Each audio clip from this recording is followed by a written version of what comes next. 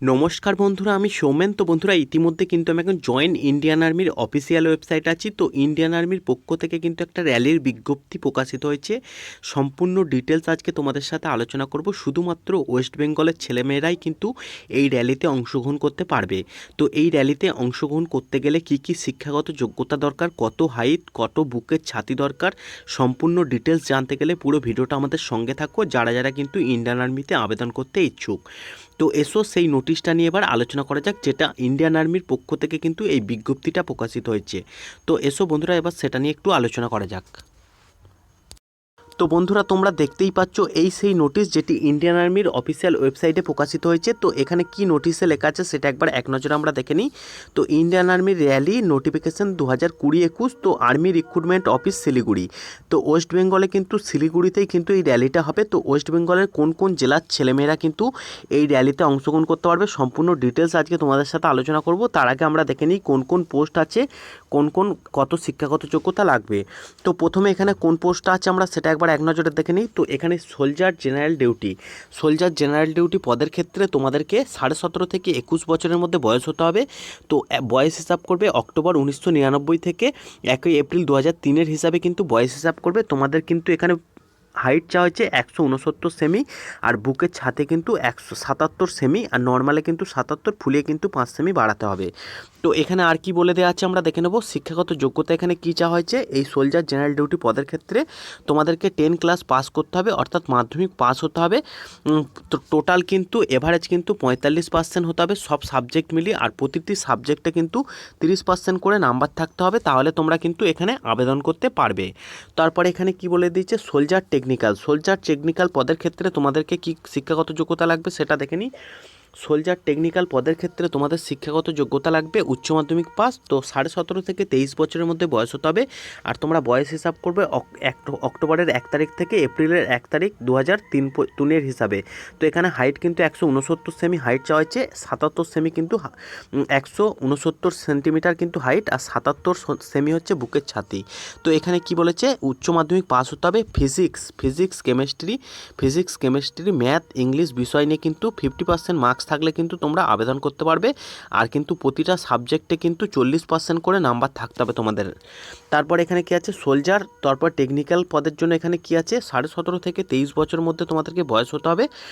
তো এখানে 17.5 থেকে 23 বছরের মধ্যে তোমাদের বয়স হতে হবে, আর 1 অক্টোবর 1997 থেকে এপ্রিলের 1, 2003 বয়স হিসাব করবে। 169 সেন্টিমিটার হাইট, আর বুকের ছাতে কিন্তু 77 সেমি। তো এখানে কি বলে দিয়েছে, শিক্ষাগত যোগ্যতা এখানে কী চাওয়া হয়েছে সেটা দেখে নিই। তো এখানে কিন্তু উচ্চ মাধ্যমিক পাস হতে হবে তোমাদেরকে, তারপরে ফিজিক্স কেমিস্ট্রি ম্যাথ ইংলিশ বিষয়ে কিন্তু 50% নাম্বার, আর প্রতিটা সাবজেক্টে কিন্তু 40% করে নাম্বার থাকতে হবে, টোটালে কিন্তু 50% নাম্বার থাকতে হবে এভারেজে। তারপর এখানে কি বলে দিয়েছি আমরা দেখে নেব, সোলজার নার্সিং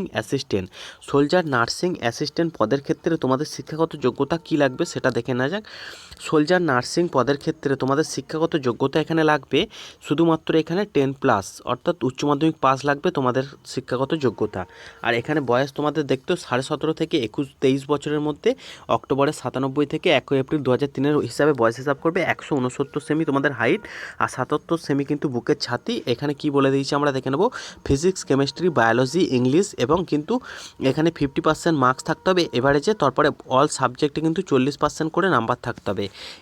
এই হচ্ছে এই তোমাদের কোয়ালিফিকেশানটা না থাকলে, এই কোয়ালিফিকেশানটাও তোমাদের থাকলে তোমরা আবেদন করতে পারবে। ফিজিক্স কেমিস্ট্রি সায়েন্সের বায়োলজি জিওগ্রাফি কিন্তু সাবজেক্ট নিয়ে 50% নাম্বার পেয়ে থাকতে হবে, আর প্রতিটা সাবজেক্টে কিন্তু 40% নাম্বার পেয়ে থাকলে তোমরা আবেদন করতে পারবে। তারপরে এখানে কি আছে, সোলজার ক্লার্ক ও স্টোর কিপার টেকনিক্যাল। তো এই পদের জন্য তোমাদের কি হতে হবে, এই পদের জন্য তোমাদের কিন্তু শুধুমাত্র এখানে উচ্চ মাধ্যমিক পাস হতে হবে। তো 60% মার্কস পেতে হবে আর সাবজেক্টে, তারপর এখানে 50% কিন্তু থাকতে হবে। তারপর এখানে কি বলে দিয়েছে, এপ্রিলের তোমাদের দেখতেই পাচ্ছ এখানে অক্টোবরের 97 থেকে এপ্রিল 2003 হিসাব করবে। 162 সেমি হচ্ছে হাইট, আর 77 সেমি বুকের ছাতি। তারপরে এখানে কি আছে, সোলজার ট্রেসম্যান, শুধুমাত্র এখানে মাধ্যমিক পাস হলেই তোমরা আবেদন করতে পারবে। সোলজার ট্রেসম্যান পদের ক্ষেত্রে তোমাদের এখানে 10 ক্লাস পাস হতে হবে, এখন প্রতিটি সাবজেক্টে কিন্তু 30% নাম্বার থাকলে তোমরা আবেদন করতে পারবে। বুকের ছাতি হতে হবে 76 সেমি, আর হাইট হতে হবে 169 সেন্টিমিটার কিন্তু হাইট হতে হবে।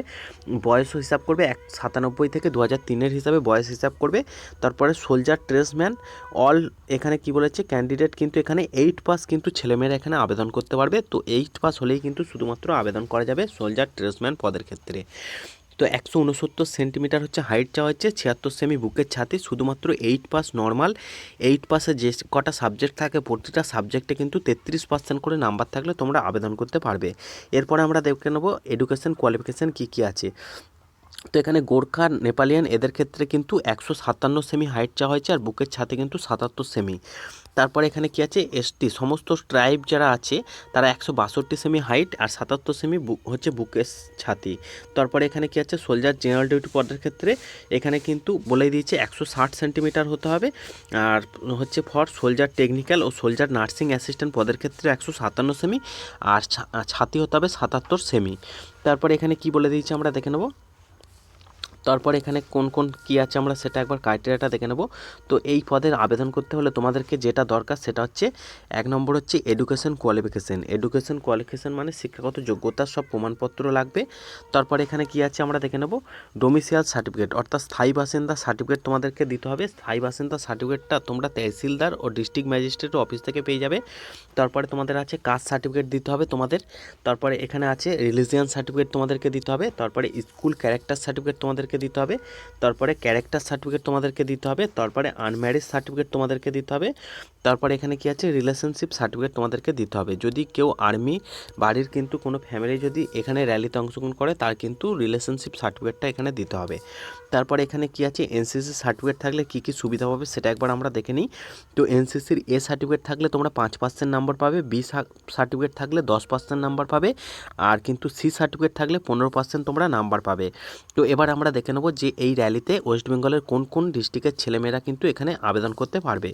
তো সেটা একবার এক নজরে দেখে নিই আমরা। ওয়েস্ট বেঙ্গলের শুধুমাত্র এখানে কিন্তু বলেই দিয়েছে, তোমরা দেখতেই পাচ্ছ ওয়েস্ট বেঙ্গলের এখানে এই সব জায়গার ছেলেরা কিন্তু এখানে আবেদন করতে পারবে। তো এক হচ্ছে এখানে জঙ্গিপুর, তারপরে এখানে জঙ্গিপুর, দার্জিলিং, আলিপুরদুয়ার, তারপরে এখানে কি আছে মালদা, কালিম্পং, উত্তর দিনাজপুর, দক্ষিণ দিনাজপুর এখানে অ্যান্ড কোচবিহার। তো এই সব জায়গার ছেলেমেয়েরা কিন্তু আবেদন করতে পারবে। টোটাল কিন্তু একটা দুটো দার্জিলিং জেলা, তারপরে জলপাইগুড়ি জেলা, আলিপুরদুয়ার, মালদা, কালিম্পং, উত্তর দিনাজপুর, তারপরে দক্ষিণ দিনাজপুর, তারপরে হচ্ছে তোমার কোচবিহার, এই কটা জেলা থেকে কিন্তু পশ্চিমবঙ্গের ছেলেমেয়েরা কিন্তু আবেদন করতে পারবে। আদার্স কোনো জেলা থেকে কিন্তু আবেদন করতে পারবে না।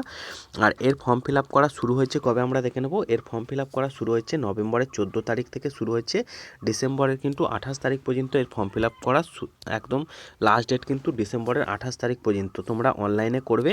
তো জয়েন ইন্ডিয়ান আর্মির অফিসিয়াল ওয়েবসাইটে গিয়ে তোমরা কিন্তু এই ফর্মটা ফিল আপ করবে। আমি আমার এই ভিডিওর ডেসক্রিপশন বক্সে ইন্ডিয়ান আর্মির অফিসিয়াল ওয়েবসাইটটা দিয়ে রাখবো, চাইলেই তোমরা ওখান থেকে ডাইরেক্ট অফিসিয়াল ওয়েবসাইটে ভিজিট করতে পারো। তো বন্ধুরা ভিডিওটা যদি ভালো লাগে তোমরা অবশ্যই একটা সাবস্ক্রাইব করবে, আর তোমরা কোথা থেকে কমেন্ট করছো সেটা একবার কমেন্ট বক্সে অবশ্যই লিখে দেবে। তো বন্ধুরা নমস্কার।